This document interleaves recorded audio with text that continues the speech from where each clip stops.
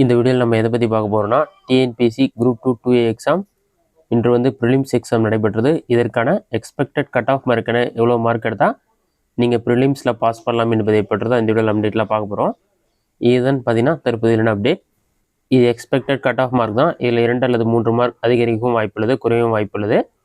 PSTM woman கேட்டகரியாக இருந்தாலும் 2 அல்லது 3 mark குறையிறதுக்கு வாய்ப்பு இருக்குது.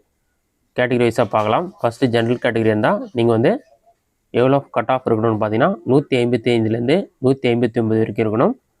இதுவே வந்து அடுத்ததாக கம்யூனிட்டி வைஸாக பார்த்தீங்கன்னா நீங்கள் வந்து பிசி கம்யூனிட்டியாக இருந்தீங்கன்னா இந்த ப்ரிலிம்ஸ் எக்ஸாமில் இதற்கான கட் ஆஃப் வந்து 152லேருந்து 157 வரைக்கும் இருக்கணும். நெக்ஸ்ட்டு பிசிஎம் கம்யூனிட்டியாக இருந்தால் இதற்கான கட் ஆஃப் 147லேருந்து 152 வரைக்கும் இருக்கணும். நீங்கள் எம்பிசி கம்யூனிட்டியாக இருந்தால் 150லேருந்து 155 வரைக்கும் இருந்தாலே போகணும், ஈஸியாக பாஸ் பண்ணிடலாம். நீங்கள் எஸ்சி கம்யூனிட்டியாக இருந்தால் 145லேருந்து 150க்குள்ளே இருக்கணும். எஸ்சிஏ கம்யூனிட்டியாக இருந்தால் 143லேருந்து 145க்குள்ளே இருக்கணும். அடுத்ததாக நீங்கள் எஸ்டி கம்யூனிட்டியாக இருந்தால் 140லேருந்து 143க்குள்ளே இருந்தால் போதும். இந்த ப்ரிலிம்ஸ் எக்ஸாமில் நீங்கள் ஈஸியாக பாஸ் பண்ண முடியும். இது எக்ஸ்பெக்டட் கட் ஆஃப் மார்க் தான். இது பிஎஸ்டிஎம் மற்றும் உமன் கேட்டகரிலாம் வந்து கட் ஆஃப் மார்க் இன்னும் குறையிறதுக்கு வாய்ப்பு உள்ளது.